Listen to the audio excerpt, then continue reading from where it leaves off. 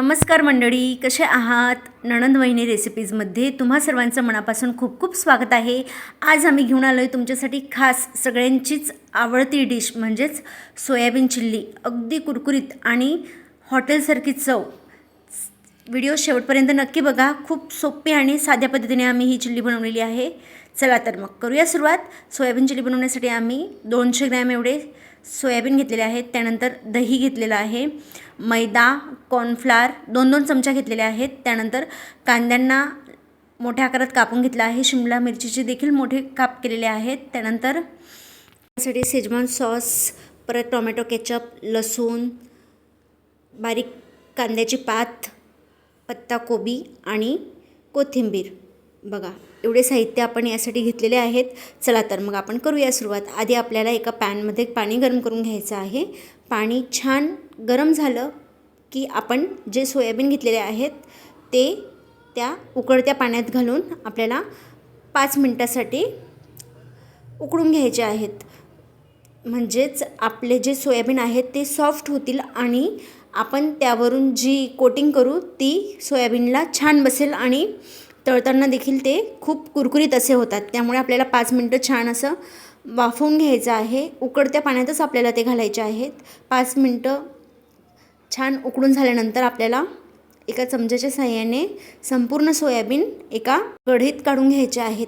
त्यानंतर आपण त्यापुढील कृती करूया. बघा सोयाबीनचा आकार बघा किती छान असा मोठा झालेला आहे. म्हणजे सोयाबीन आपले पूर्णपणे शिजून तयार आहेत. आता आपण त्यात गार पाणी घालूया. म्हणजे जे सोयाबीन आपण गरम पाण्यातनं काढलेले आहेत जर आपण गार पाणी घातलं तर ते पटकन गार होतात. त्यामुळे आपण त्यात गार पाणी घालूया आणि अशा पद्धतीने सोयाबीन छान मिक्स करून घेऊया आणि त्यांना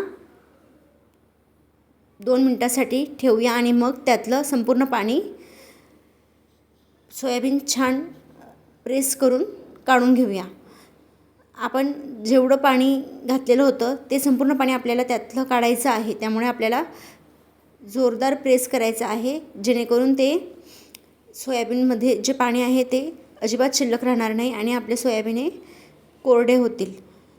आता सोयाबीन कोरडे का करायचे तर आपण सोयाबीनमध्ये पाणी राहू न दिल्याचं कारण म्हणजे त्यात जर पाणी राहिलं तर त्यामुळे आपले सोयाबीन हे कुरकुरीत होत नाहीत. आता आपण त्यात 2 चमचे मैदा आणि 2 चमचे एवढं कॉर्नफ्लावर घालूया आणि वरून थोडी दही घालूया. साधारणतः तुम्हाला आवडेल तुम्ही त्या पद्धतीने दही घालू शकतात. आम्ही ते 2 ते 3 चमचे एवढी दही घातलेली आहे. त्यानंतर 1 चमची लाल तिखट, त्यानंतर धना पावडर, थोडासा गरम मसाला, त्यानंतर हळद. ही आम्ही घरगुती पद्धतीने बनवत आहोत सोयाबीन चिल्ली. आणि त्यानंतर थोडासा आपला पावभाजी मसाला घातलेला आहे. त्यानंतर चवीनुसार मीठ. यात तुम्हाला हवे ते मसाले घालू शकतात. आणि वरून आपण जो लसूण बारीक करून घेतलेला होता तो घालूया आणि आपले जे सोयाबीनचं सारण आहे ते संपूर्णपणे मिक्स करून घेऊया. बघा मिक्स केल्यानंतरच आपल्या सोयाबीनवर छान अशी कोटिंग होते. तुम्हाला हवं तुम्ही तेवढं, आम्ही 200 ग्रॅम एवढे सोयाबीन घेतलेले आहेत. तुम्ही 400 ग्रॅम घेतले तर तुम्ही 4 चमची कॉर्नफ्लॉवर वापरा, 4 चमचे मैदा वापरा. अशा पद्धतीने तुम्ही घेऊ शकता. बघा छान असं आपल्या सोयाबीन्सवर कोटिंग झालेली आहे. आता आपण एका कढईमध्ये तेल गरम करून घेऊया. आपल्याला सोयाबीनला बुडत्या तेलात म्हणजे डीप फ्रायच करायचे आहेत. म्हणजे ते छान कुरकुरीत असे होतील आणि तेल कडकडीत गरम झालं की मगच आपल्याला त्यात सोयाबीन टाकायचे आहेत जेणेकरून ते कुरकुरीत होतील, अजिबातच मऊ पडणार नाहीत. बघा अशा पद्धतीने आपल्याला एक एक करून संपूर्ण सोयाबीन जे आहेत त्यांना कुरकुरीत होईपर्यंत तळून घ्यायचं आहे. ही सोयाबीन चिल्ली करायला तुम्हाला 20 ते 25 मिनटं एवढा वेळ लागेल, पण अगदी हॉटेलसारखी चव येईल. घरच्या घरी तुम्ही हे अनुभवू शकता. आणि मेन म्हणजे हायजीन खूप इम्पॉर्टंट असते आपल्या शरीरासाठी. त्यामुळे नक्कीच घरी या पद्धतीने तुम्ही बनवा. खूप छान अशी आपली सोयाबीन चिल्ली नक्कीच होईल. तुम्ही ट्राय करा. बघा छान असे आपले जे सोयाबीन आहेत त्यांचा रंग देखील बदललेला आहे, गोल्डन रंग आलेला आहे. आपल्याला अजून थोडं त्यांना छान फ्राय करून घ्यायचं आहे जेणेकरून त्यात कुरकुरीतपणा येईल आणि आपण जेव्हा चिल्ली बनवू ते अजिबातच मऊ पडणार नाहीत. बघा छान असे कुरकुरीत झालेले आहेत. आता आपण त्यांना एका कढईमध्ये काढून घेऊया. अशा पद्धतीनेच आपल्याला आपले संपूर्ण सोयाबीन तळून घ्यायचे आहेत. सध्या पावसाचं खूप वातावरण आहे आणि भरपूर ठिकाणी पाऊसही पडत आहे, त्यामुळे नक्कीच चटपटीत खाण्याची इच्छा होते. त्यामुळे तुम्ही एकदा नक्की या पद्धतीने सोयाबीन चिल्ली ट्राय करा. बघा किती छान असे कुरकुरीत आपले सोयाबीन्स तळून झालेले आहेत. आता आपण त्या पुढील कृती करूया.